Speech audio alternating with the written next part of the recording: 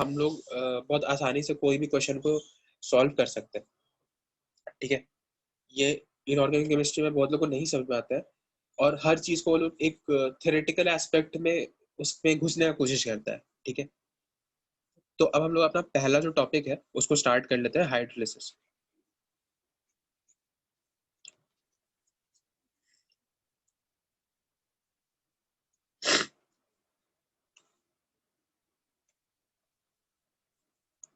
तो हाइड्रोलिसिस जो बेसिकली होता है, ये रिएक्शन विथ वाटर को हम लोग हाइड्रोलिसिस कहते हैं, ठीक है।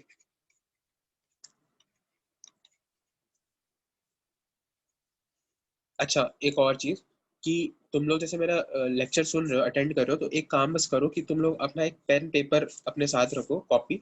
उसमें जो जो तुमको इम्पोर्टेंट लग रहा है या जिस जिस सीक्वेंस में हम हर चीज लिखते जा रहे हैं, वो सब चीज तुम लोग लिखते जाओ, ठीक है। हम कोशिश करेंगे कि तुम लोग को एक वेल ऑर्गेनाइज्ड और अच्छा नोट्स तुम लोग को किसी तरीके से प्रोवाइड कराने का, ठीक है।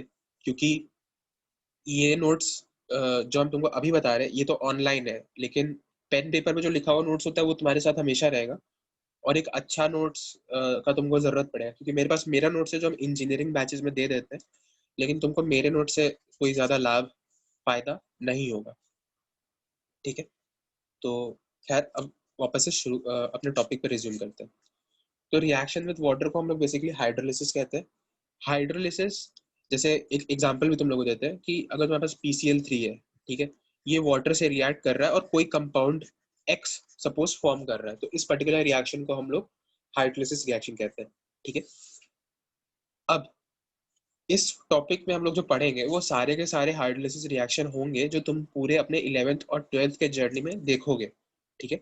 या एनसीईआरटी में जो जो चीजें मेंशन्ड है, हो सकता है एक दो चीज जो हम बताएं वो थोड़ा सा एनसीईआरटी से ऊपर जाए, और वो तुम लोग के एम्स का जो एग्जाम है, कोई भी अगर एम्स को फोकस कर रहा है या जिपमर को फोकस कर रहा है, तो उसमें वो सब चीजें पूछी जा सकती है, ठीक है। तो उन लोग के लिए वो पॉइंट है, तो वो उसको नोट कर लेना एक्स्ट्रा में, ठीक है। अभी हम लोग स्टार्ट करते हैं। तुम लोग को हम हाइड्रोलिसिस रिएक्शन का मैकेनिज्म नहीं बताएंगे, क्योंकि वो तुम लोग के लिए जरूरी नहीं है। अच्छा, तुम बस हमको एक चीज बता दो, तुम लोग का SN1 SN2 मैकेनिज्म वगैरह आता है? SN1 SN2 SNA, ये सब? सर SN1 SN2 आता है। ठीक है। तुम लोग को अगर SN1 SN2 आता है, तो हम एक छोटा सा तुम लोग को एग्जाम्पल देते हैं कि किस तरीके से ये काम करता है, ताकि तुम लोग थोड़ा सा फील आए, ठीक है। और कोई इसका कारण फंडा नहीं है, ठीक है। जैसे कि हमारे पास एक कंपाउंड है CH3Cl, ये तुम डेफिनेटली अपने ऑर्गेनिक में इस रिएक्शन को फोकस किए होगे। ये वाटर से रिएक्ट कर रहा है, ठीक है। ये वाटर से रिएक्ट कर रहा है, तो ये बेसिकली एक हाइड्रोलिसिस रिएक्शन का एग्जांपल है। और तुम इसको इस हेडिंग में पढ़े होगे, हाइड्रोलिसिस ऑफ अल्काइल हलाइड्स, ठीक है। इस हेड में तुम इसको पढ़े होगे। अब यहाँ पे तुम इसका अगर एक बार स्ट्रक्चर बनाओ तो तुम देख सकते हो कि ये प्राइमरी 1 डिग्री कार्बन है। अब 1 डिग्री कार्बन जो होता है ये SN2 रिएक्शन अच्छा देता है, ठीक है। तो यहाँ पे जो दो इसका लोन पेयर है, इसका एक लोन पेयर इसका बैक साइड अटैक करेगा और ये बॉन्ड टूटेगा, ठीक है।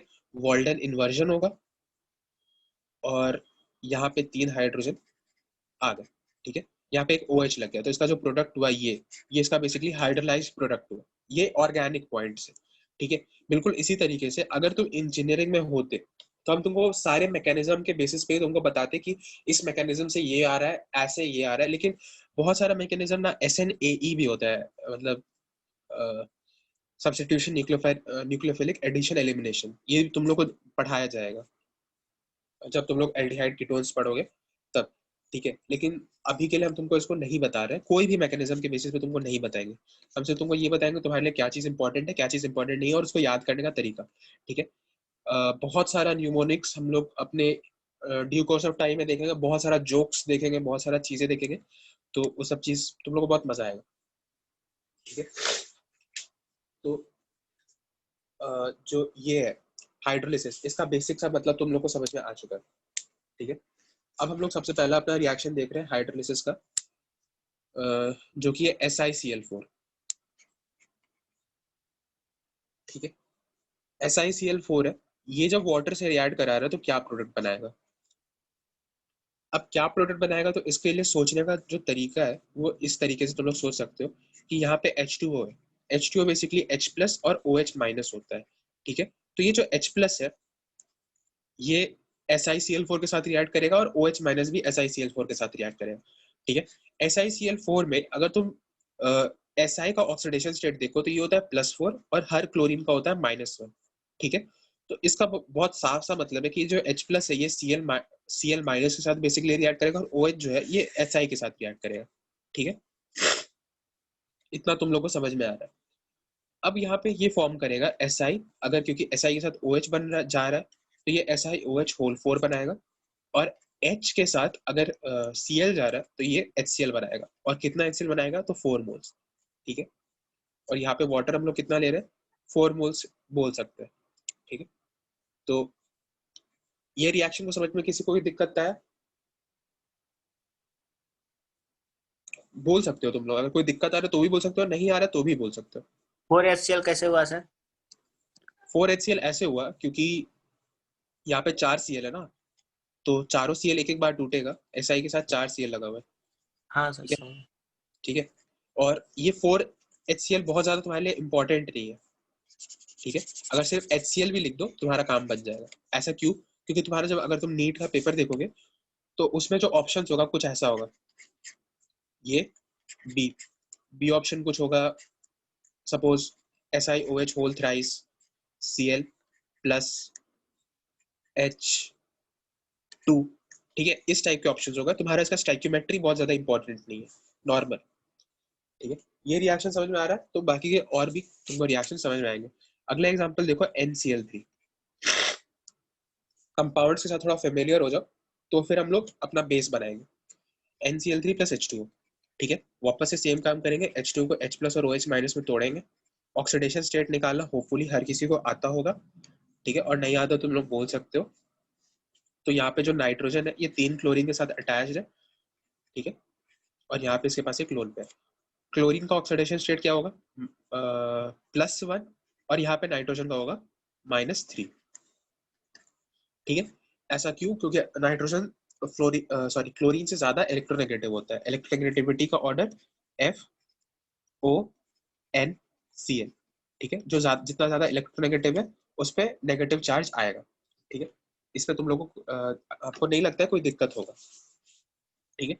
तो ये जो H प्लस है ये बेसिकली किससे जाकर रिएक्ट करेगा, ये H प्लस इस नाइट्रोजन से जाकर रिएक्ट करेगा, और ये जो OH माइनस है ये इस Cl से जाकर रिएक्ट करेगा, ठीक है। तो यहाँ पे जो हमारे पास फाइनल प्रोडक्ट मिलेगा यहाँ से, ये हमें मिलेगा NH3 प्लस HOCl, ठीक है। इसको समझ में किसी को कोई दिक्कत? सर क्लोरीन का ऑक्सीजन स्टेट +1 लिखे हैं क्या? हाँ +1 लिखे। सर वो तो -1 होता है ना। -1 होता है जनरली, लेकिन यहाँ पे तुम देखो किसके साथ अटैच, नाइट्रोजन के साथ अटैच है, तो नाइट्रोजन क्लोरीन से ज्यादा इलेक्ट्रोनेगेटिव है, तो क्लोरीन पे नेगेटिव चार्ज आएगा, और सॉरी जो नाइट्रोजन है उस पर नेगेटिव चार्ज आएगा, और जो क्लोरीन है उस पर पॉजिटिव चार्ज आएगा। जैसे कि तुम अगर कोई कंपाउंड देखो, इस कंपाउंड का नाम सुने होगे OF2, ठीक है। तो OF2 में इसका ऑक्सीडेशन स्टेट बताओ, यहाँ पे ऑक्सीजन का A है और फ्लोरीन का B है, ठीक है। तो A और B की वैल्यूज बताओ।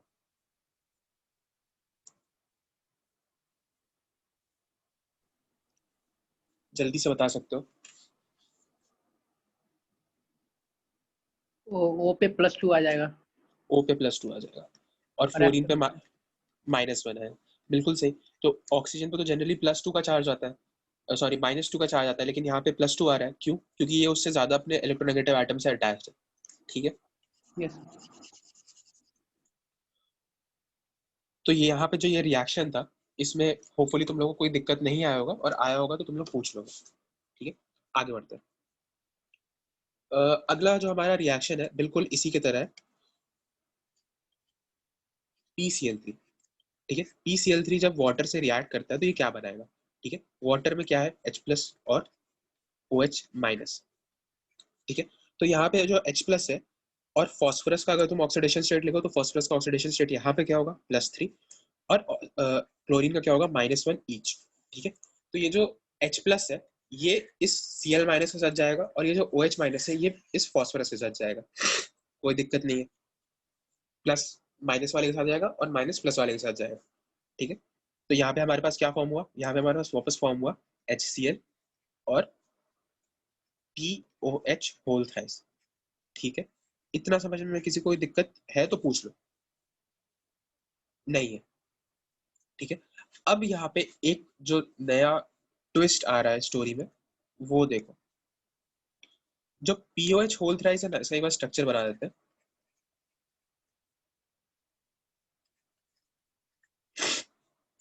ठीक है, और ये जो पीएच होल थ्राइस है ये इस तरीके से एग्जिस्ट नहीं करता है इन एनी मॉलिक्यूल, ये एग्जिस्ट करता है in the form of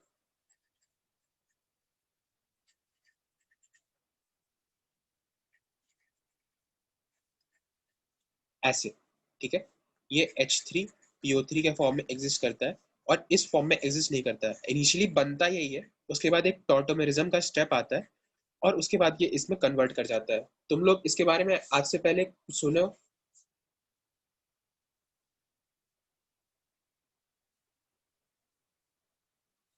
no sir.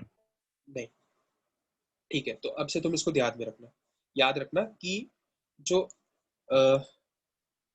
POH whole thrice है वो H3PO3 के फॉर्म में एग्जिस्ट करता है। एक्चुअली फॉस्फोरस का तुम कोई भी ऑक्सी एसिड कंपाउंड ले लो, ऑक्सी एसिड का मतलब जिसमें से OH जुड़ा हो, फॉस्फोरस से OH जुड़ा हो, तो उसमें ये चीज आना बहुत जरूरी होता है।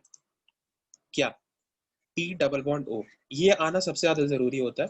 तुम लोग इसको बनाओगे, उसके बाद ही बाकी के एटम्स को बैलेंस आउट करोगे, ठीक है।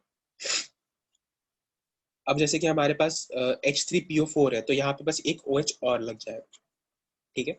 इतना समझ में आ रहा है? इसको 2-3 बार तुम लोग देखोगे तो तुम्हारा याद हो जाएगा।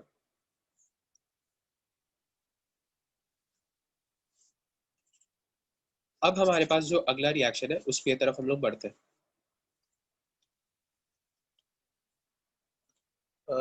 इसके बाद हमारे पास एक रिएक्शन आता है CCl4, ठीक है।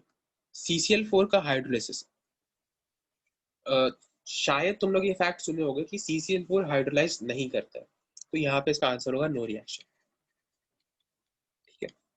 इसके साथ साथ एक और चीज SF6 का हाइड्रोलाइसिस, तो यहाँ पे भी आता है नो रिएक्शन। सिर्फ दो ही तुम्हारे पूरे कंपाउंड्स हैं पूरे इनऑर्गेनिक केमिस्ट्री में जो हाइड्रोलाइज नहीं करते, नंबर 1 CCl4 और नंबर 2 SF6, ठीक है। इसके अलावा और कोई भी कंपाउंड नहीं है जो हाइड्रोलाइज ना करता।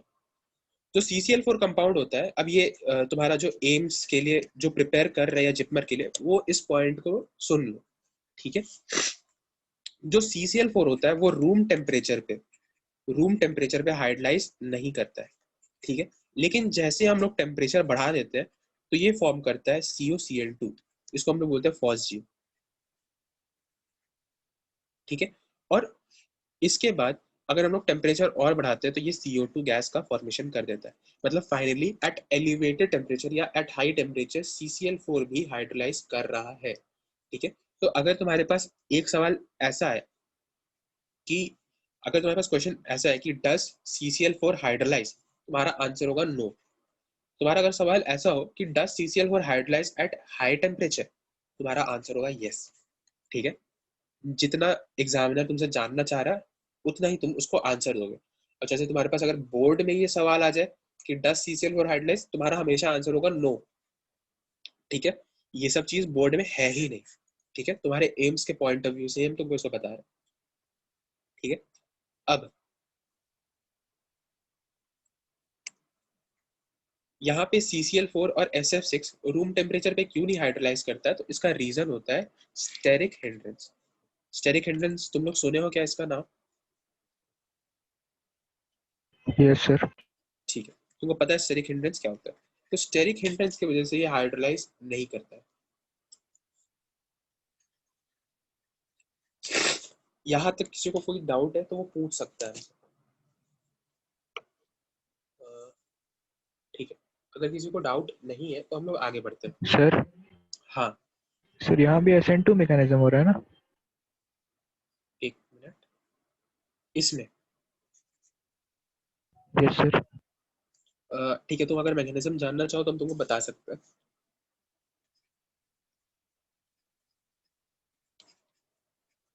जैसे CCl4 है, तो इनिशियली जब वाटर मॉलिक्यूल था इसके पास, ठीक है, तो ये 1 डिग्री कार्बन है, तो इस पे SN1 होना चाहिए, लेकिन सॉरी SN2 होना चाहिए, लेकिन क्या होता है कि हम लोग यहाँ पे टेम्परेचर बहुत ज्यादा बढ़ा दिए। अब तुम लोग SN1 को याद करो, SN1 में क्या होता था, टेम्परेचर के वजह से जो यहाँ पे लीविंग ग्रुप होता था ये हट जाता था और प्लस चार्ज क्रिएट हो जाता था। तो यहाँ पे हम लोग एक्सटर्नली बहुत ज्यादा टेम्परेचर प्रोवाइड कर दिए, जिसके वजह से ये जो बॉन्ड है, एक बॉन्ड ब्रेक हो जाएगा, ठीक है, एक बॉन्ड ब्रेक हो जाएगा और यहाँ पे एक प्लस चार्ज आ जाएगा, ठीक है। मतलब रूम टेम्परेचर पे तो कुछ हुआ नहीं, टेम्परेचर बढ़ाए हम लोग तो यहाँ पे एक प्लस चार्ज आया। अब यहाँ पे क्या था, तुम लोग जानते हो SN1 मैकेनिज्म कैसे फॉलो करता है, लोन पेयर यहाँ पे अटैक करेगा, ठीक है, लोन पेयर यहाँ अटैक किया, OH2 बना, OH2 प्लस बना, और इसके बाद ये H हट गया। इस H हटने की वजह से क्या हुआ, यहाँ पे जो ऑक्सीजन था, इसका जो प्लस चार्ज था वो हट गया और इस चीज का फॉर्मेशन हुआ। अब तुरंत ही क्या होगा कि वापस से ये जो दूसरा Cl है, टेम्परेचर क्योंकि एलिवेटेड है ही, तो ये Cl भी हटेगा, इस कार्बन पे इसके बाद एक प्लस चार्ज क्रिएट होगा, प्लस चार्ज क्रिएट होते ही जो मीडियम में दूसरा वाटर मॉलिक्यूल है इस पर अटैक कर देगा और OH वापस बना देगा। अब क्या होगा कि बिल्कुल जिस तरीके से हम लोग पढ़े थे कि फॉस्फोरस पे वो डबल बॉन्ड O बना के कंपाउंड्स बनाता है, थोड़ा थोड़ा on that similar lines only, यहाँ पे क्या है कि एक sp3 हाइब्रिडाइज कार्बन पे ये रूल है, ठीक है, जनरलाइज्ड रूल है कि एक sp3 हाइब्रिडाइज कार्बन पे दो OH ग्रुप एग्जिस्ट साथ साथ नहीं कर सकते, वाटर मॉलिक्यूल एलिमिनेट हो जाता है, ठीक है, वाटर मॉलिक्यूल एलिमिनेट हो जाता है और यहाँ पे एक C डबल बॉन्ड O का फॉर्म होता है और ये बनाता है फॉस्जीन COCl2, ठीक है, फॉस्जीन का फॉर्मेशन हुआ। अब क्या है कि यहाँ पे अभी भी टेम्परेचर बहुत ज्यादा हाई है, बहुत ज्यादा टेम्परेचर हाई होने की वजह से ये वाला पहले क्लोरीन हटेगा, ठीक है, ये क्लोरीन हटा, यहाँ OH लगा, और उसके बाद यहाँ पे दूसरा क्लोरीन हटा, यहाँ पे फिर से OH हटा, OH लग गया, सॉरी OH लग गया। अब ये क्या चीज फॉर्म हो रहा है वो देखो, ये फॉर्म हो रहा है H2CO3। H2CO3 को हम लोग कार्बोनिक एसिड भी कहते हैं। कार्बोनिक एसिड कहाँ पे पाया जाता है, कार्बोनिक एसिड बेसिकली हम लोग के सॉफ्ट ड्रिंक या कोल्ड ड्रिंक में पाया जाता है, ठीक है। अब सोचो तुम जब कोल्ड ड्रिंक का ढक्कन खोलते हो तो उसी समय टेम्परेचर कितना लो रहता है, तुम फ्रिज से निकालते हो तुरंत खोलते हो तभी भी CO2 गैस इवॉल्व हो जाता है, ठीक है। और यहाँ पे तो टेम्परेचर बहुत ज्यादा बना हुआ है, तब तो तुरंत जैसे ही कार्बोनिक एसिड बना वैसे ही ये CO2 गैस में इवॉल्व हो गया और यहाँ पे ये CO2 गैस फॉर्म कर गया, ठीक है। ये होता है इसका पूरा मैकेनिज्म, ठीक है। अब हो सकता है कि तुम लोग एक चीज सोच रहे हो कि ऐसा क्यों नहीं हुआ कि इस कार्बन पे एक साथ ही ये सारे के सारे क्लोरीन हट गए और जो चार OH थे एक साथ आ गए। तो ऐसा नहीं हो सकता है क्योंकि यहाँ पे जो प्लस चार्ज है वो वन एट अ टाइम ही आएगा। चार प्लस चार्ज बनाने का मतलब बहुत ज्यादा amount of tremendous amount of energy use करना, और 10th क्लास में तुम लोग डेफिनेटली पढ़े होंगे कि कार्बन 4 प्लस और 4 माइनस एक साथ नहीं बना सकता है, ठीक है। तो जिसने पूछा था उसका डाउट क्या क्लियर हो गया? Yes sir. अगर कुछ नहीं समझ में आ रहा तो तुम पूछ सकते हो अभी, क्या तुम चाहते हो हम इस चीज को पूरा फिर से रिपीट कर दे, तुम वो भी बोल सकते हो। नहीं सर, आ गया। ठीक, तो हम लोग आगे बढ़ते हैं। तो हम लोग देख लिए इसके बारे में।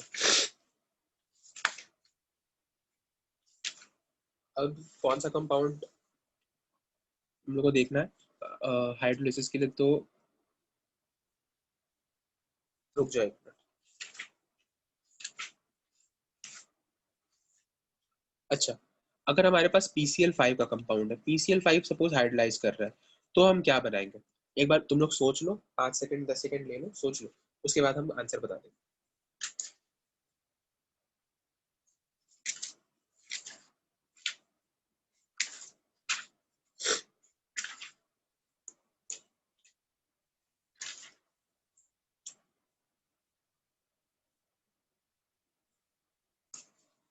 ठीक है, तुम लोग सोच लिए क्या? और कोई सोच लिया तो अपना आंसर बता सकता है।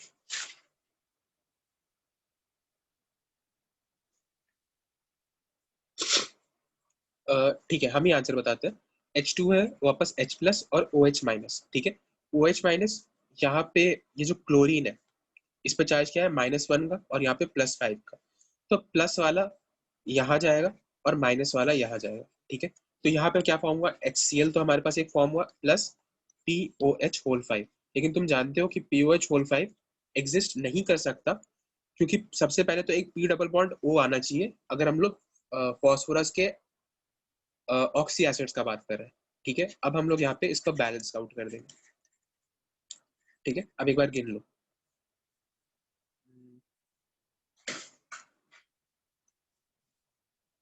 ये फॉर्म होता है H3PO4।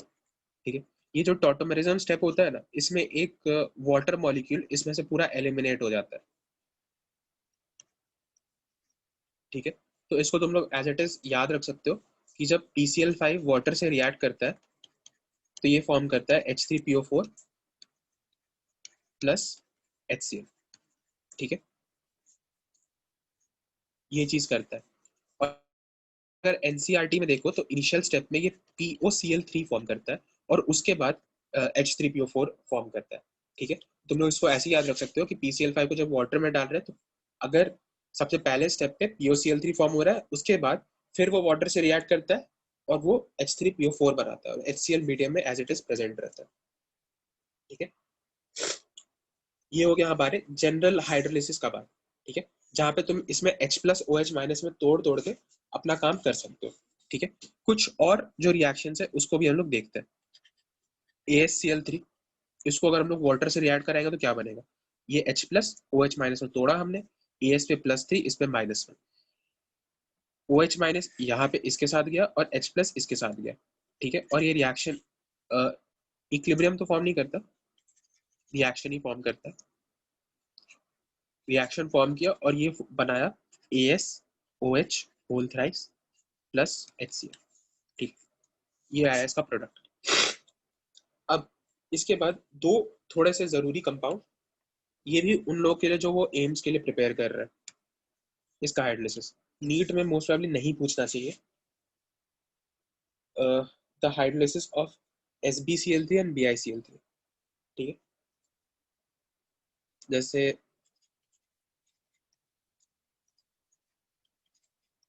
ठीक है, तो ये जब हाइड्रोलाइज करता है और ये हाइड्रोलाइज करता है तो ये बेसिकली प्लस माइनस वाला खेल यहाँ पे हम लोग नहीं खेल सकते।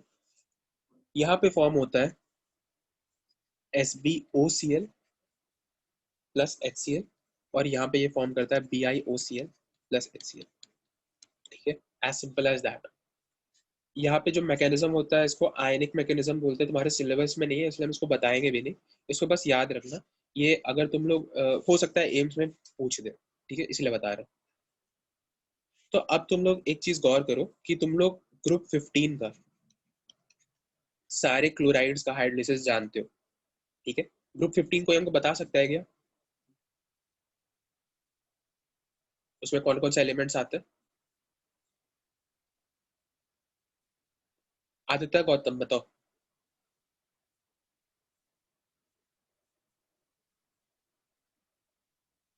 आदित्य,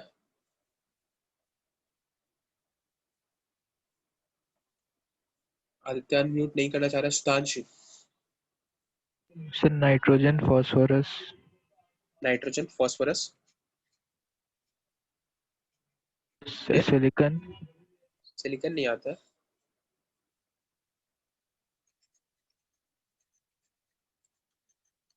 तुम लोग को इसको याद रखने का तरीका पता है? पीरियोडिक टेबल तुम लोग का पढ़ाई हो चुका है, यस सर तो तुम लोग को ये तो याद होना चाहिए ना कि ग्रुप में कौन सा नीचे आता है। और सर तुम लोग शायद बताए भी होंगे। सो ऐसे हम लोग याद रखते हैं, नेपाल, पाकिस्तान, ऑस्ट्रेलिया, सब भाई।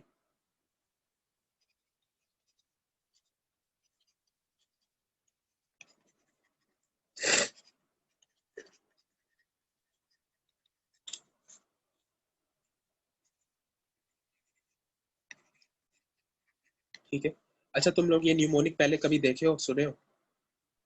No sir. नहीं। ठीक है, तो हम तुम लोग को एक काम करते हैं, आगे बढ़ने से पहले सारे ग्रुप याद करवा देते हैं, ठीक है, हाँ ताकि तुम लोग हाँ को थोड़ा मदद आ जाए। पहले एस ब्लॉक से स्टार्ट करते हैं। हमारा पीरियोडिक टेबल कुछ ऐसा दिखता है।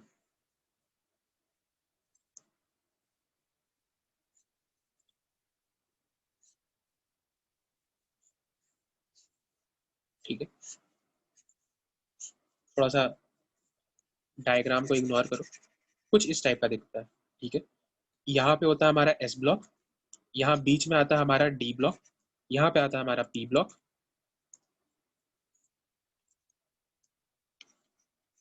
और यहाँ पे आता है हमारा एफ ब्लॉक। ठीक है, फिर से एक पॉइंट, जो भी एम्स के लिए प्रिपेयर कर रहा है, ये एफ ब्लॉक पहले हमारे मेन पीरियोडिक टेबल का हिस्सा था, लेकिन एक साइंटिस्ट था जो इसको मेन पीरियोडिक टेबल से अलग किया था। उस साइंटिस्ट का नाम था ग्लेन सीबोर्ग।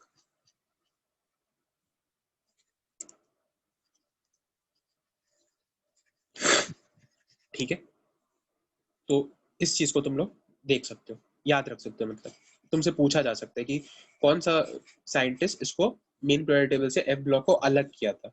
ठीक है, तो उसका आंसर होगा ग्लेन सीबोर्ग।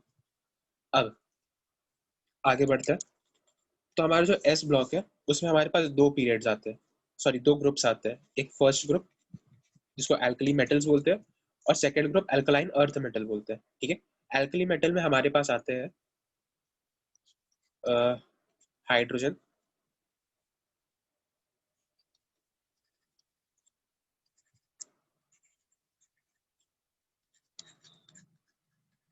ठीक है, ये है। तो इसको हम लोग ऐसे पढ़ते हैं, hydrogen, lithium, sodium, potassium, rubidium, caesium और फ्रांशियम। इसमें जो फ्रांशियम होता है ये रेडियो एक्टिव होता है, इसीलिए ये हम लोग के कोर्स ऑफ स्टडी के बाहर होता है। ठीक है, अब इसको याद कैसे रखना है, तो उसका तरीका तुम लोग को बता देते हैं। तुम लोग को इसको ऐसे याद रखना है, अ,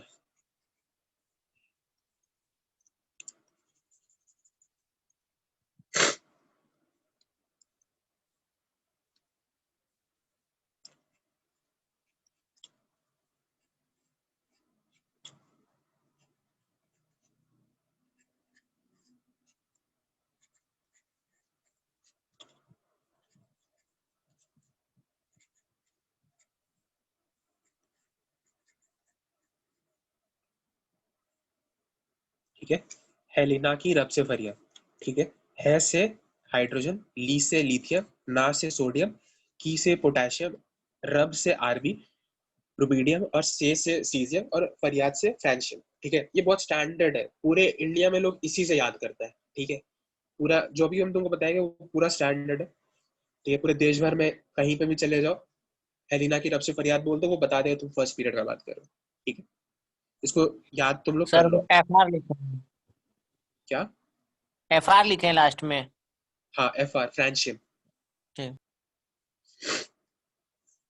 अब यहाँ पे आता है सेकंड ग्रुप। ठीक है, सेकंड ग्रुप में हमारा क्या है? सेकंड ग्रुप होता है अल्कलाइन अर्थ मेटल्स। ठीक है, इसमें आता है beryllium, magnesium, calcium, strontium, barium, radium. ठीक है, और इसको याद रखने का तरीका,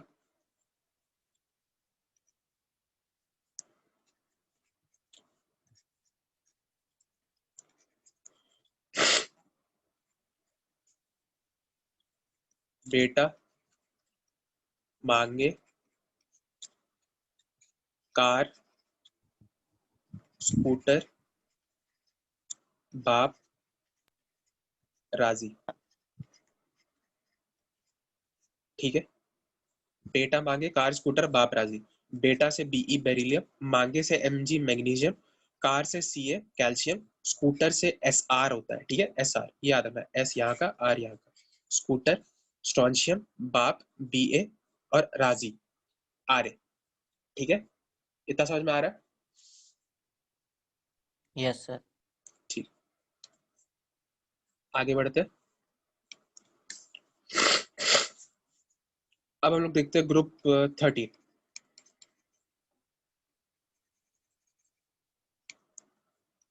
ग्रुप 13 कौन सा फैमिली होता है, कोई हमको बता सकता है? आशुतोष, कौन सा फैमिली है ये?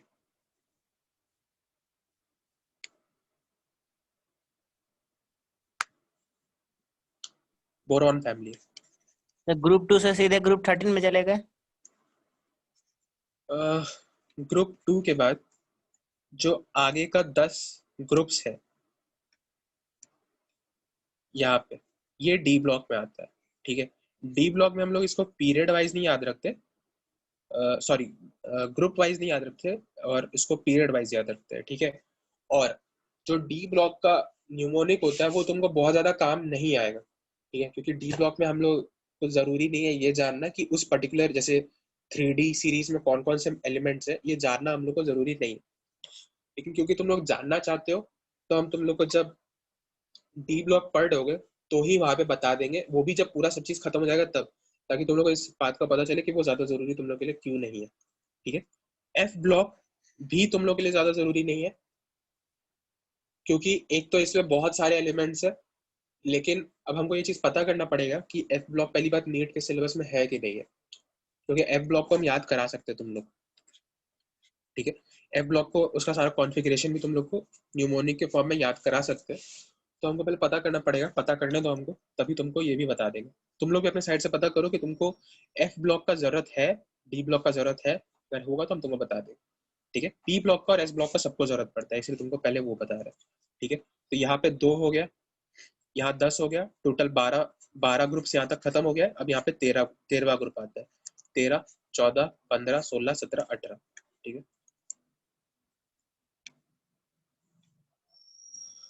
तो 13 ग्रुप है बोरॉन फैमिली। बोरॉन फैमिली में आता है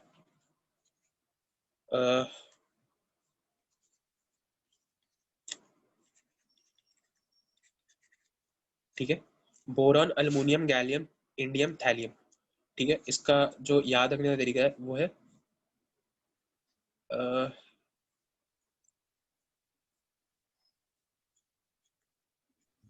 बैंगन, आलू,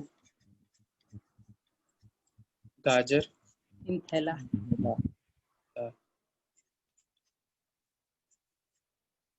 तुम लोग तो बोल रहे थे आता नहीं है। सुना सुना है ना सर, तो थोड़ा अमृत सा बोला था ना, ये सुने थे पहले ये निमोनिक्स। हाँ, ये इंडिया में हर जगह यही चल रहा है। ठीक है, बैगन, आलू, गाजर इन थैला। अब बस ये मत कर देना बैगन, गाजर, आलू, या बैगन, आलू, गाजर, या आलू, बैगन, गाजर, ऐसे ऐसे मत खेलना। इसका सीक्वेंस है, इसी को याद रखना। ठीक है, पता चला ऊपर नीचे सब्जी, सब्जी नहीं है असली में एलिमेंट है। ठीक है, ऊपर नीचे कर दोगे तो दिक्कत हो जाएगा। ठीक है, तो बैगन, आलू, गाजर इन थैला। ठीक है, हालांकि कुछ टाइम के बाद जब हम लोग थोड़ा सा और आगे बढ़ेंगे, पढ़ेंगे, तो तुमको ये आसानी से याद हो जाएगा। ठीक है, आगे बढ़ते हैं ग्रुप 14 की तरफ। ये कौन सा ग्रुप होता है, तुम कोई बता सकता है? कौन सा फैमिली होता है basically? Carbon family. Carbon family. जो कार्बन फैमिली है, इसमें जो एलिमेंट्स है ये है कार्बन,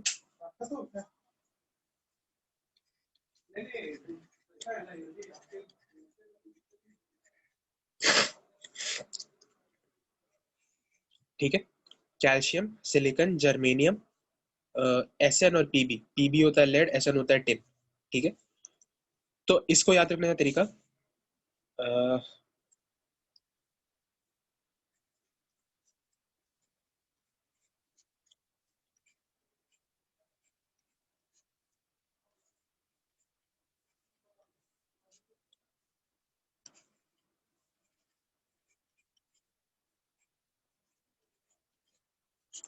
ठीक है, काशी गए, शंकर पार्वती। का से कार्बन, शी से सिलिकॉन, गए से जर्मेनियम, एसएन से टिन, और पीबी से लेड। काशी गए, शंकर पार्वती। ठीक है, आगे बढ़ते हैं। ग्रुप 15। ग्रुप 15 कौन सा होता है, कोई बता दो जल्दी से? नाइट्रोजन। Nitrogen family. तो यहाँ पे आता है, अभी तुम लोग को सबसे पहले यही याद रखाए थे।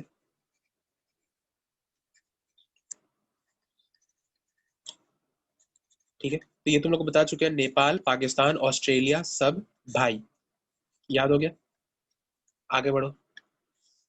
ग्रुप 16 सबको पता है ये कौन सा फैमिली है, ऑक्सीजन फैमिली। ठीक है। इसमें क्या आता है,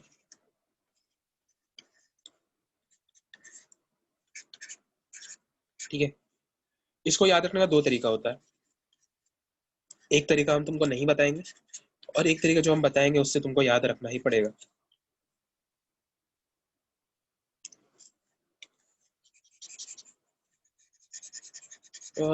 इसको तुम लोग ऐसे याद रख सकते हो, ओ से टीपो, ठीक है। टीपो का मतलब समझ में आता है ना, चीटिंग करना, टीप लेना, उसको टीपो बोलते हैं, ठीक है।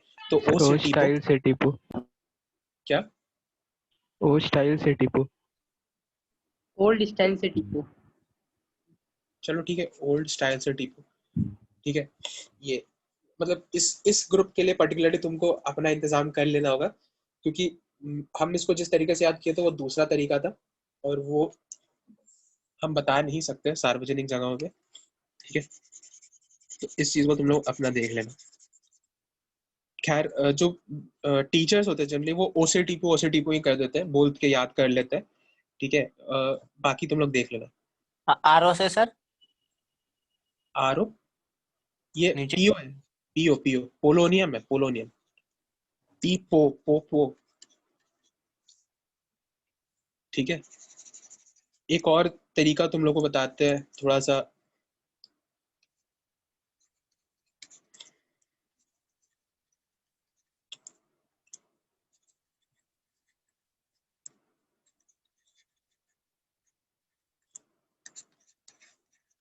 ठीक है। ओ सानिया स्वीट तेरी पोज, ऐसे भी याद रख सकते हो, ठीक है। अब हम लोग आते हैं ग्रुप 17 पे। ग्रुप 17 कौन सा फैमिली होता है, हेलोजन फैमिली। हेलोजन। इसमें आता है फ्लोरीन, क्लोरीन, ब्रोमीन, आयोडीन और एस्टेटीन भी आता है लास्ट में। एटी एस्टेटाइन होता है, लिख भी देते हैं एस्टेटाइन, ठीक है। ये भी रेडियो एक्टिव इन ओरिजिन होता है तो इसलिए हमारे काम का नहीं होता, ठीक है। लेकिन याद कर रहे हो तो कर लेते हैं। फिर कल बाहर आई आंटी। हाँ बिल्कुल, फिर कल बाहर आई आंटी,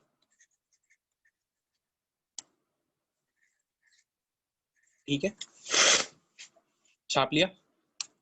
आगे ग्रुप 18, आखिरी अपना ग्रुप, ये है हमारा noble gas family.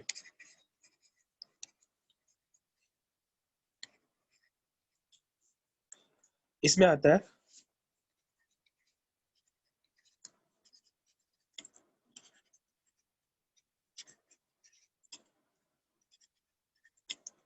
Helium, neon, argon, krypton, xenon, radon, ठीक है। पहले जो हम लोग पढ़े थे वो था रेडियम, ये है रैंडन, RANDON, ठीक है,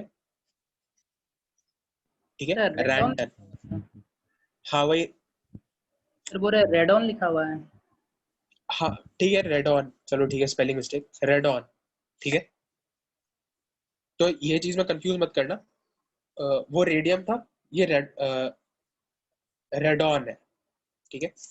हालांकि इसका तुमको अपने पूरे कोर्स करिकुलम में कोई ज्यादा जरूरत आता नहीं है, इसको याद रखना। किसी के पास कोई तरीका है तो बताओ उनको। सर ये तो ऐसे भी याद हो जाएगा। हाँ ऐसे भी याद हो जाएगा, इसका हम बहुत खोजे थे, हमको कुछ मिल नहीं रहा था, तो हमको नेट पे एक चीज मिला था, वो हम बता देते हैं। He never arrived on time, he never arrived on time, इसका कोई मतलब नहीं है, बस इसको पूरा करने के लिए। तो हीलियम, नियॉन और आर्गन यहाँ से हो गया, और फिर यहाँ पे आता था कारा, जीरो, रन, पे आउट। अब कारा कोई प्लेयर नहीं है, बस ऐसे ही याद रखने के लिए, कारा मतलब क्रिप्टन, जीरो मतलब जेनॉन और रैंडन मतलब रन, ठीक है। तो ये दो बेसिकली दो न्यूमोनी को कंबाइन करके बनाया गया है, he never arrived on time, कारा जीरो, रन पे आउट, हम ऐसे ही याद रखते हैं, ठीक है। अगर तुम लोग को कोई और अच्छा निमोनिक मिलता है तो मेरे साथ शेयर कर सकते हो, ठीक है। आगे बढ़े, इतना तुम लोग को याद हो गया? Yes sir. तुम लोग क्लास कितने बजे तक है? 6:30? Yes sir. ठीक। अब इतना तुम लोग को पता चल गया है, ठीक है। 1 मिनट रुक जाओ, हमको पार्टिसिपेंट्स एक बार देखने दो। ठीक है, तो बेसिकली इतने सारे ग्रुप्स थे हमारे पास। अगर देखो तुम लोग को हम कोई चीज बता रहे हैं और तुमको नहीं आता है तो ऑन द स्पॉट पूछ लो कि सर हमको ये नहीं आता है। जैसे फॉर एग्जांपल हम तुम लोग से पूछ रहे थे कुछ टाइम पहले ही कि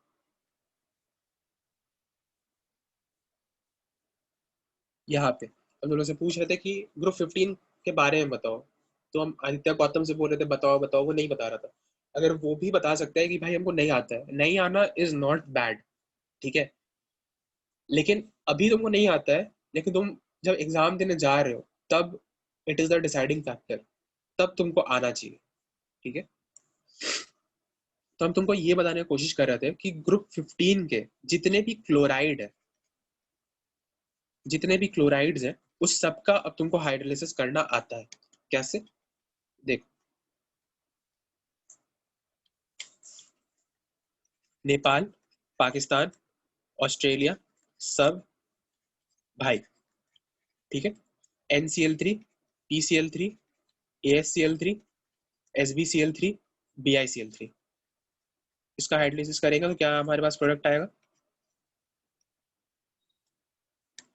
इसका प्रोडक्ट हमारे पास हमने लिखा था यहाँ पे, ये माइनस में और यहाँ पे ये प्लस में, तो यहाँ पे फॉर्म करेगा HCl, सॉरी यहाँ पे फॉर्म करेगा NH3 प्लस HOCl, ठीक है। ये हमने देख लिया था। यहाँ पे भी इन तीनों में हम लोग ने प्लस माइनस का खेल खेला था। यहाँ पे फिर फॉर्म किया HCl प्लस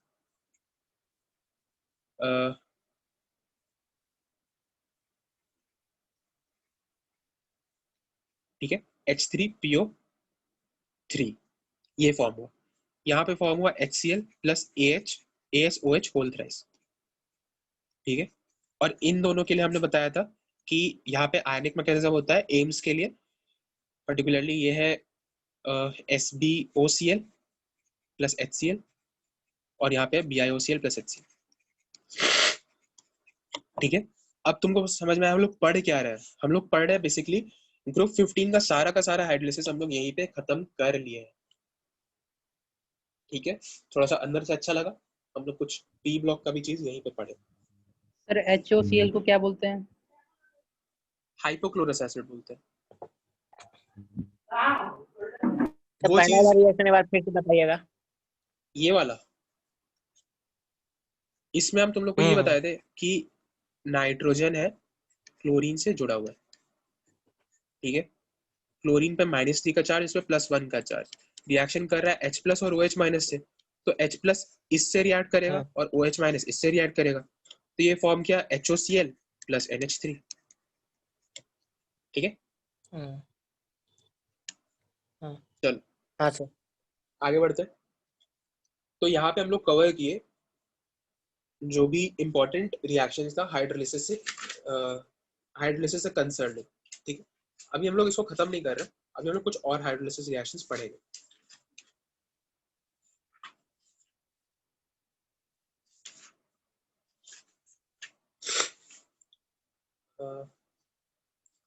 चलो थोड़ा सा हम लोग इसमें देखते हैं P4O10। P4O10 का स्ट्रक्चर तुम लोग को बनाने आता है? मतलब सर बताए कि नहीं, ये बताओ, कोई भी बता दो। सर एक बार बता दीजिए। नहीं, हम ये पूछे सर तुम लोग को बताया कि नहीं? याद नहीं सर। अरे भाई, ये तो याद होना चाहिए कि बताए हैं कि नहीं बताए हैं। चलो ठीक है, बता रहे हैं। हम इसलिए पूछे क्योंकि P4O10 का जो एक बार स्ट्रक्चर देखता है उसको पता चल जाता है कि वो चीज पढ़ाया गया है कि नहीं। P4O10 का स्ट्रक्चर बनाने का तरीका, 4 फॉस्फोरस बनाओ, ठीक है। 4 फॉस्फोरस यहाँ पे 4 कोने पे बना दिए, ठीक है। एक वो होता है ना काइट, उसके 4 कोने में बना दिए। अब क्या कर रहे हैं हम लोग, अब यहाँ पे बीच में ऑक्सीजन डाल दिए सबके बीच में, ठीक है, और इसका बॉन्ड फॉर्म कर दिया।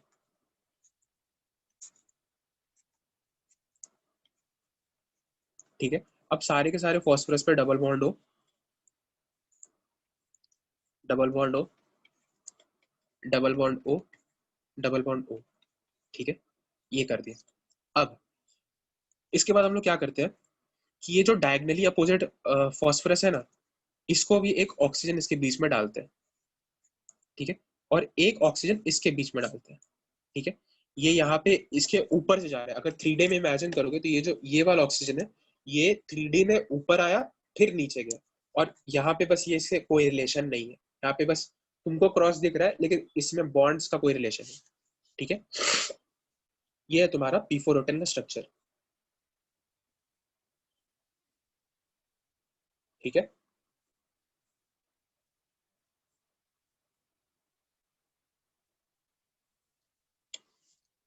ठीक है कि नहीं बता सकते हो, अगर कुछ फिर से जानना चाहो इसमें तो वो भी बता सकते हो। ठीक है सर। ठीक, चलो ठीक है। बोलने वाला रिस्पॉन्सिबिलिटी आज की क्लास के लिए आशुतोष तुम पे है, ठीक है। अगर तुमको कुछ समझ में नहीं आ रहा है तो तुम बोलोगे तुमको समझ में नहीं आया, और अगर आ गया तो तुम बोलोगे ठीक है सर, ठीक है। और बाकी लोग को अगर कोई दिक्कत हो तो वो बीच में बोल सकता है, लेकिन कोई अगर आंसर नहीं दे रहा है तो आशुतोष तुम्हारा रिस्पॉन्सिबिलिटी बनता है। अब हम लोग P4O10 हम इसी तरह से नहीं बताए थे। P4O10 का बेसिकली हम लोग हाइड्रोलिसिस पढ़ना था हम लोग को, ठीक है।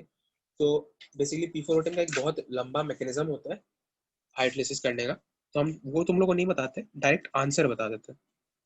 P4O10 को जब हम लोग वाटर से रिएक्ट कराते हैं तो यहाँ पे क्या फॉर्म होता है, यहाँ पे हमारे पास फॉर्म होता है H3PO4 प्लस H3PO4 ही मेन प्रोडक्ट में फॉर्म होता है। ये तुम लोग को याद रखना है, एनसीईआरटी में यही गिवन है, ठीक है। अगर तुम इंजीनियरिंग के होते तो हम तुमको डेफिनेटली यहाँ पे 5 और प्रोडक्ट फॉर्म होता है वो भी बताते, और कैसे फॉर्म होता है वो भी बताते, लेकिन तुम लोग को मेरे ख्याल से बस इतना का ही जरूरत है कि H3PO4 फॉर्म हो रहा है, ठीक है। और एक और रिएक्शन, अगर तुम H3PO4 को बहुत ज्यादा हीट करोगे, बहुत ज्यादा हीट करने से क्या होता है, पानी उड़ जाता है। पानी उड़ जाता है तो क्या फॉर्म होगा, P4O10 फॉर्म कर जाएगा। तो बस ये रिएक्शन और रिवर्स रिएक्शन पता होना चाहिए, ठीक है। अब सर हाँ, पानी उड़ने से ऑक्सीजन का नंबर कैसे बढ़ गया सर? पानी उड़ने से ऑक्सीजन का नंबर इसलिए बढ़ गया क्योंकि ये तो सिर्फ एक रिप्रेजेंटेशन ऑफ अ रिएक्शन है, इसको अभी तक हम लोग बैलेंस नहीं किए, ठीक है। बैलेंस करेंगे तब हमारे पास प्लस यहाँ पे वाटर भी लिख देंगे, तो हमारे पास और भी बहुत सारे प्रोडक्ट लाइन में बनेंगे, ठीक है, समझ में।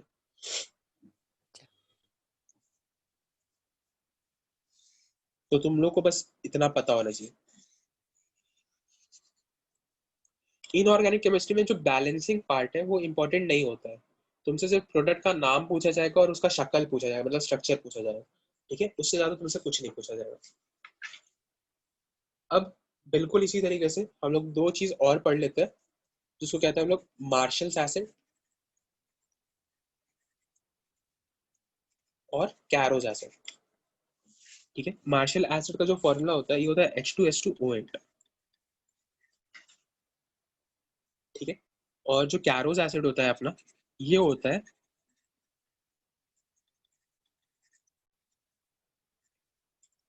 H2SO5, ठीक है। तो इन दोनों का स्ट्रक्चर तुम लोग देखे हो, सुने हो, ऐसा कुछ? Yes sir. सुने, बहुत बढ़िया। तो तुम लोग को 10 सेकंड का टाइम है, इन दोनों स्ट्रक्चर को अपने कॉपी पे बना लो।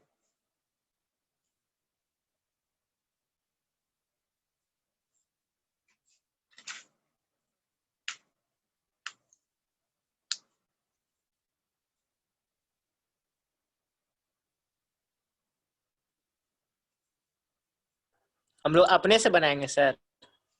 हाँ, अपने से बना लो, अपने कॉपी पे बना लो, फिर हम बनाएंगे उसको चेक कर लेना।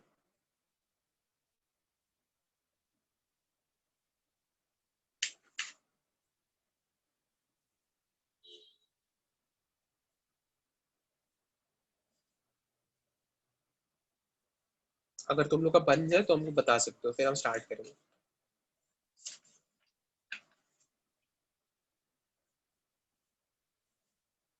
यस सर, बन गया। ठीक है, तो हमारे पास जो मार्शल्स एसिड है वो कुछ ऐसा दिखता है हमें, सल्फर, दूसरा सल्फर, ठीक है।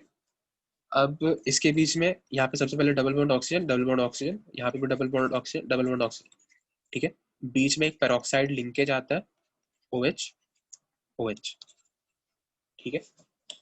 इसको हम लोग बोलते हैं मार्शल्स एसिड। कैरोस एसिड कैसा होता है, ये कुछ ऐसा दिखता है, OH, पेरोक्सी लिंकेज और H, ठीक है। ये हो गया हमारा कैरोस एसिड। अब अगर हम लोग मार्शल्स एसिड का हाइड्रोलिसिस करा दें तो यहाँ पे H प्लस OH माइनस, तो यहाँ पे जो पेरोक्सी लिंकेज होता है, पेरोक्सी लिंकेज बहुत वीक लिंकेज होता है, ठीक है। तो ये इस लिंकेज पे अटैक करता है और इस लिंकेज को ब्रेक कर देता है बीच से, ठीक है। इस लिंकेज को ब्रेक करता है और एक सब्सिक्वेंट इवेंट्स चलता है, जो फाइनल प्रोडक्ट आता है मार्शल्स एसिड के हाइड्रोलिसिस पे, वो होता है H2SO4 प्लस H2O2, ठीक है। H2SO4 बनाता है और H2O2 का फॉर्मेशन करता है, ठीक है। ये भी याद रखने वाले रिएक्शन के कैटेगरी में आ रहा है। और इसका भी जब हम लोग हाइड्रोलिसिस कराएंगे तो बेसिकली प्रोडक्ट यही मिलता है, H2SO4 और H2O2, ठीक है। इसको अगर थोड़ा सा और समझना चाहो, समझना नहीं, याद रखने के लिए हम तुमको बस बता रहे हैं।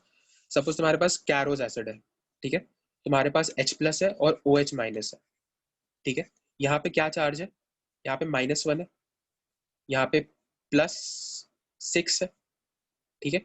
तो ये OH माइनस यहाँ सल्फर से जाके रिएक्ट करेगा और ये H प्लस इस ऑक्सीजन से जाकर रिएक्ट करेगा, तो यहाँ पे क्या बना, H2O2 और H2SO4, ठीक है। समझ में आ गया, उम्मीद करते हैं आ गया, ठीक है। अब हमारे पास यहाँ पे सपोज मार्शल्स एसिड है, तो यहाँ पे double bond O, double bond O,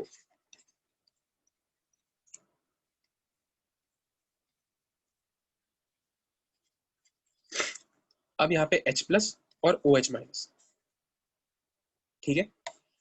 ये H प्लस यहाँ पे वापस +6 -1 -1 +6, ठीक है। ये H प्लस इससे जाके इस ऑक्सीजन से अटैक करेगा और ये OH माइनस इस सल्फर से जाके अटैक करेगा। क्योंकि मीडियम में वाटर एक्सेस पड़ा हुआ है तो यहाँ पे H प्लस, चलो पहले एक स्टेप वाइज देख लेते हैं, ठीक है। तो यहाँ से इस वाले पार्ट का क्या बन जाएगा, H2SO4, और यहाँ पे क्या बनेगा हमारा कैरोज एसिड,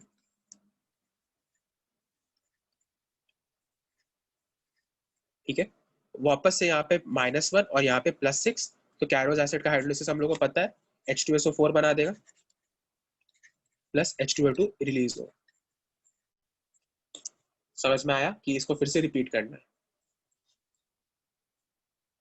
सर एक बार और। एक और कैरोज एसिड का समझ में आया था? Yes sir. ठीक, फिर से बनाते नहीं है, इसी में एक्सप्लेन कर देते हैं। यहाँ क्या हुआ, ये था हमारा मार्शल्स एसिड, ठीक है। मार्शल्स एसिड के साथ हम लोग H2O का रिएक्शन कर रहे हैं। जब भी H2O का साथ रिएक्शन हो रहा है मतलब H2O एक्सेस हुआ है, ठीक है। तो इसमें हमारे पास कोई दिक्कत नहीं है। अब देखो H प्लस और OH माइनस को हमें रिएक्ट कराना है। H प्लस और OH माइनस क्या होता है, बेसिकली H2O होता है, ठीक है। यहाँ इस सल्फर का ऑक्सीडेशन स्टेट है +6, इस ऑक्सीजन का है -1। अगर इस सल्फर पे रिएक्शन अगर हम लोग को देखना है तो H प्लस जाके इधर से रिएक्ट कर जाएगा और OH माइनस जाके इधर से रिएक्ट कर जाएगा, ठीक है। और ये फाइनली फॉर्म करेगा H2SO4। इसको हम स्ट्रक्चर भी बना देते हैं, ठीक है। यहाँ पे क्या आएगा, यहाँ OH जुड़ जाएगा, मतलब H2SO4 बन गया, और यहाँ से H जुड़ जाएगा, ठीक है। यहाँ से ये H आके जुड़ा, तो यहाँ पे मतलब क्या बना, कैरोज एसिड। कैरोज एसिड में वापस से यहाँ पे +6 है और यहाँ पे -1 है, तो इससे क्या होगा, इस +6 में आके क्या जुड़ेगा, OH वाला पार्ट। OH वाला पार्ट आके जुड़ा तो वापस से H2SO4 बना और इससे H जुड़ जाएगा आके, ठीक है। तो यहाँ पे H2O2 का फॉर्मेशन हुआ, ठीक है। मेरे ख्याल से तुम लोग को अब समझ में आ गया होगा। नहीं आया होगा तो एक बार बनाने का कोशिश करना, बस H प्लस OH माइनस का खेल है, ठीक है। H प्लस OH माइनस को कहाँ ऐड करना है, प्लस वाले के माइनस वाले के साथ ऐड करना है और माइनस वाले को प्लस वाले के साथ ऐड करना है, तुम्हारा बस प्रोडक्ट बनते जाएगा, ठीक है।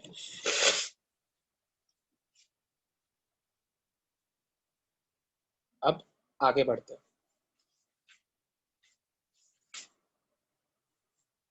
अब हम लोग थोड़ा सा बोरॉन फैमिली की तरफ बढ़ते हैं। ठीक है, बोरॉन फैमिली पर बढ़ने की तरफ 1 मिनट रुक जाओ।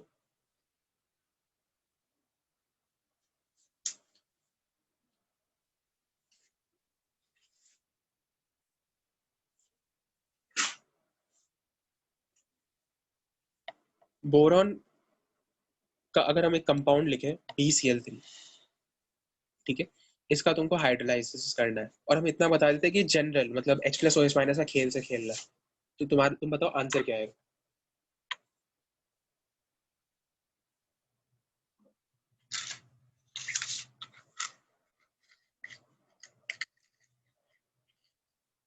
Sir BOH whole twice.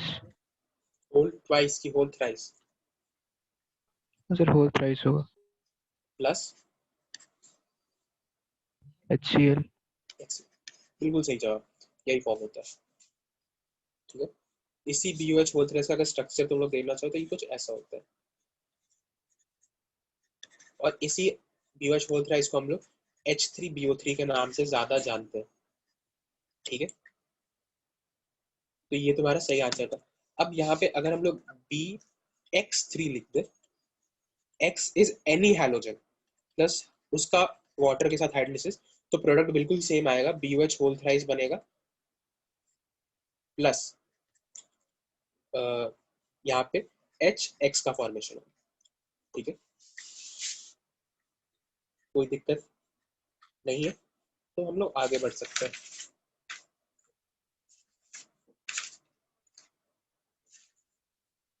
ये सब तो हो गया हमारा नॉर्मल प्लस माइनस का खेल, और सिर्फ 2 चीज में BiOCl और SbOCl में तुम लोग को बताया कि उस खेल को नहीं खेलना है। ठीक है, तुम लोग की तरफ से एक इनपुट हमको चाहिए, क्योंकि इनऑर्गेनिक केमिस्ट्री कैसे पढ़ना है तो हम तुमको वो बता देते हैं अभी। ठीक है, जो हम तुमको क्लास में पढ़ा रहे हैं वो तुमको पढ़ना है, प्लस NCERT को रीड करना है। जो हम बोल रहे हैं जिस दिन रीड करना है उसी दिन उसको रीड करना है। NCERT को रीड करो।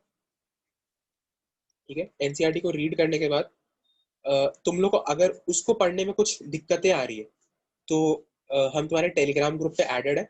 ठीक है, उस ग्रुप में जो जिसे आज हम तुमको मैसेज सेंड किए, तो उसी यूजर आईडी पे जाना और उस पर वो चीज क्वेश्चन पूछ लेना कि सर ये चीज हमको नहीं समझ में आया। ठीक है, ये चीज हमको नहीं समझ में आया, ये पैराग्राफ हमको नहीं समझ में आया, या ये चीज आप क्लास में नहीं बताया, इन तीनों में से कोई भी पॉसिबिलिटी है, तुम उसी समय टेलीग्राम पे हमको पिंग कर देना। क्वेश्चन छोटा हुआ और तो हम उसको उसी समय तुमको अपना एक वॉइस रिकॉर्डिंग करके भेज देंगे उसका answer.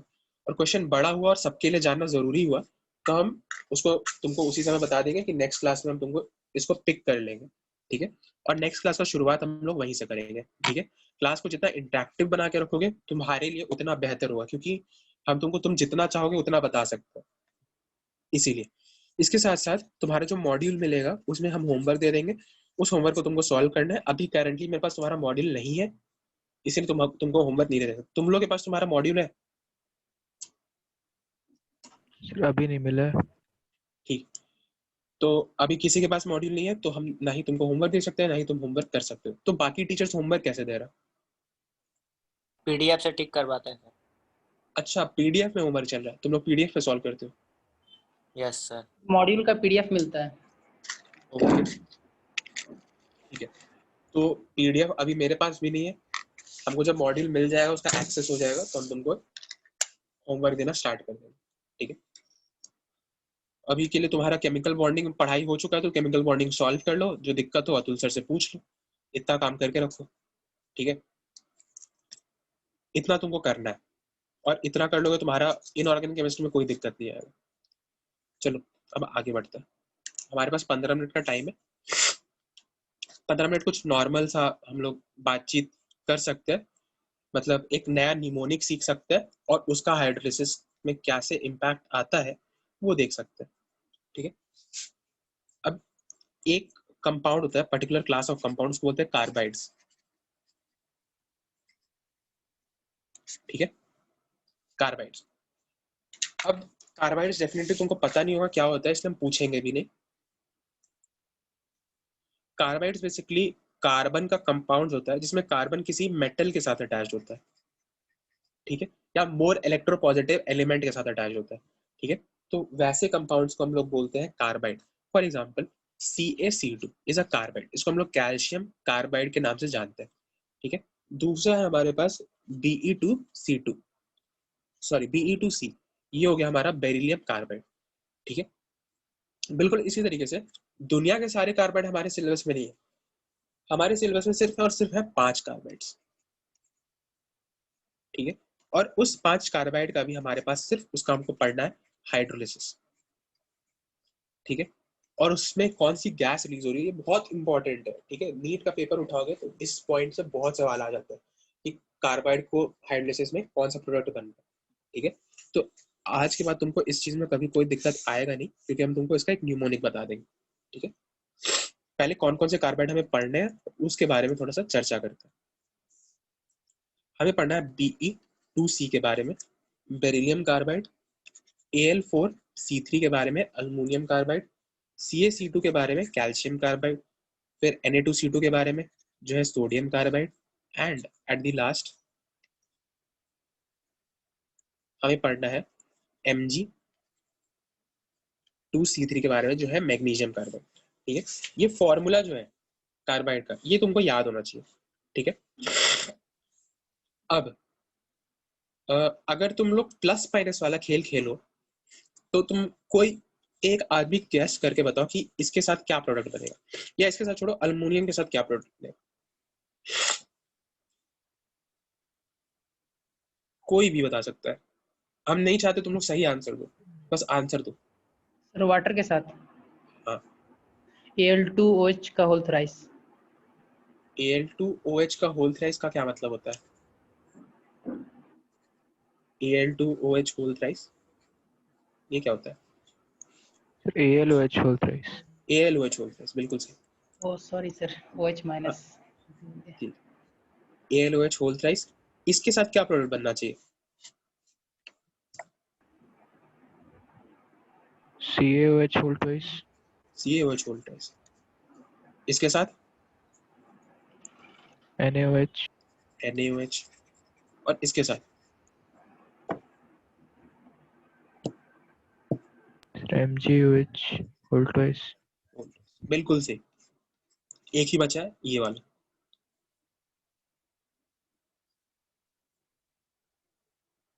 Sir BeOH whole thrice. Whole thrice.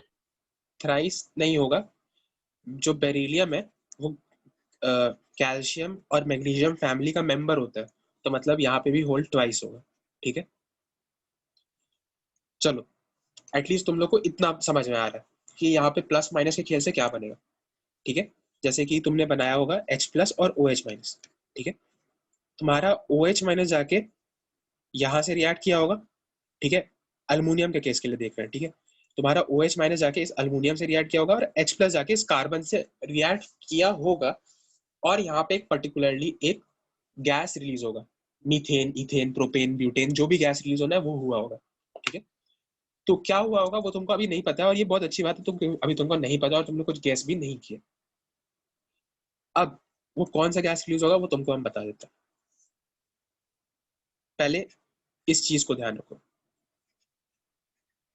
बैल, माथे, काना,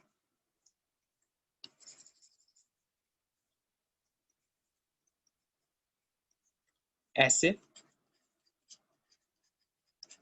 मैगी, पिए, ठीक है। एक बार इसको बोलो, मुंह से 2-3 बार निकालोगे नहीं तो याद नहीं होगा। बैल, माथे, काना, ऐसे, मैगी, पिए, ठीक है। इसका क्या मतलब है वो भी बताते हैं। एक आदमी है, काना का मतलब तुम लोग शायद जानते होगे, जिसका एक आंख काम नहीं करता है तो उसको काना बोला जाता है। तो वैसा इंसान बैल के माथे पे बैठा हुआ है और मैगी मैगी खा रहा है या मैगी पी रहा है, मैगी का जो सूप होता है उसको पी रहा है, ठीक है। तो इसको बैल, माथे, काना, ऐसे, मैगी, पी, ठीक है? अब देखो, बैल से Be और Al, ठीक है, माथे से मीथेन CH4, काना से का से Ca और ना से Na, ठीक है, और ऐसे से एसिटिलीन, मैगी से Mg और Pa से प्रोपेन, ठीक है। इतना समझ में आ गया? मतलब इतना याद करना है हम लोग को, तो इतना बस हम लोग को ये चीज पता होना चाहिए। प्रोपेन नहीं है यहाँ पे, सॉरी प्रोपाइन है। इतना समझ में आया तुम लोग को? बैल, माथे, काना, ऐसे, मैगी, पिए। अब इस पर्टिकुलर चीज से हम लोग क्या इन्फर कर पा रहे हैं? इस पर्टिकुलर चीज से हम लोग ये इन्फर कर पा रहे हैं कि अगर बेरिलियम और अल्युमिनियम का कार्बाइड होगा तो जो गैस रिलीज हो रहा है ये हो रहा है CH4। कैल्शियम और सोडियम का जब तुम्हारे पास कार्बाइड है तो जो गैस रिलीज हो रहा है वो है एसिटाइलिन, ये है C2H2। मैग्नीशियम का जब कार्बाइड है तो उसमें जो गैस रिलीज हो रहा है वो है प्रोपाइन, ठीक है। ये है तुम्हारा मीथेन, ये है तुम्हारा एसिटाइलिन और ये है तुम्हारा प्रोपाइन,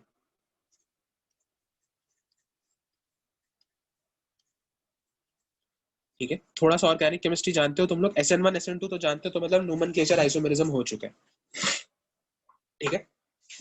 तो ये चीज। अब वापस एक पेज पीछे चलते हैं। यहाँ पे हम तुमसे पूछे थे एक कुछ एक्स्ट्रा प्रोडक्ट्स भी रिलीज हो रहा होगा, ठीक है। तो अब तुमको पता है कि ये प्रोडक्ट कौन सा रिलीज हो रहा है, मतलब ये जो कार्बन पे जो नेगेटिव चार्ज है, तो मतलब H+ इससे जाके रिएक्ट किया होगा, तो क्या यहाँ पे प्रोडक्ट बन रहा है? तो यहाँ पे एक्स्ट्रा बन रहा है CH4, यहाँ पे एक्स्ट्रा बन रहा है CH4, ये आया बैल, बैल माथे, माथे मतलब मीथेन, काना CaNa, ऐसे एसिटिलीन C2H2, मैगी Pa मतलब प्रोपाइन C3H4, ठीक है। आसान हो गया। बस अब हमको याद, मतलब ये पूरा क्लास ऑफ रिएक्शन याद हो गया, और इस साल के नीट में तुमको +4 मार्क्स मिल गए। +4, किस्मत अच्छा हुआ तो +8 तक भी जा सकता है, 2 सवाल आ गया इस पे, ठीक है। बहुत आसानी से याद हो गया। अब इतना तुम लोग को समझ में आ रहा है कि नहीं, ये पहले बताओ। आशुतोष,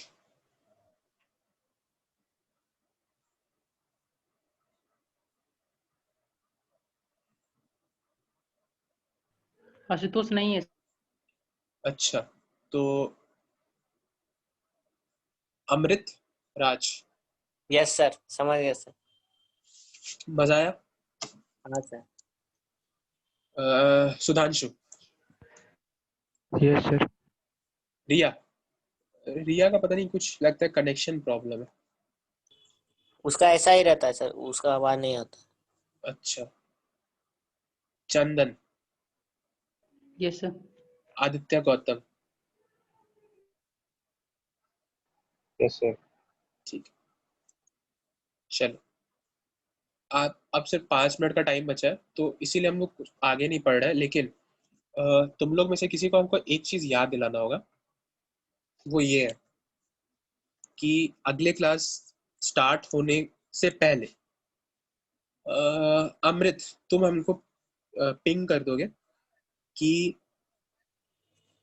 जेनॉन का हाइड्रोलिसिस नहीं पढ़ा है, ठीक है। जेनॉन का हाइड्रोलिसिस आप हमको स्टार्ट करना है, बस तुम हमको इतना बता दो। और एक चीज और उसमें टर्म मेंशन कर देना, पार्शियल हाइड्रोलिसिस। पार्शियल हाइड्रोलिसिस के बारे में आप हमको नहीं बताया, ठीक है। तो बस उसके आगे हम वहां से कंटिन्यू कर लेंगे, ठीक है। तो अब सिर्फ 5 मिनट बचा है, तो 5 मिनट में अब क्या ही पढ़ोगे, तो इसीलिए यहाँ पे अब इसको एंड करते हैं।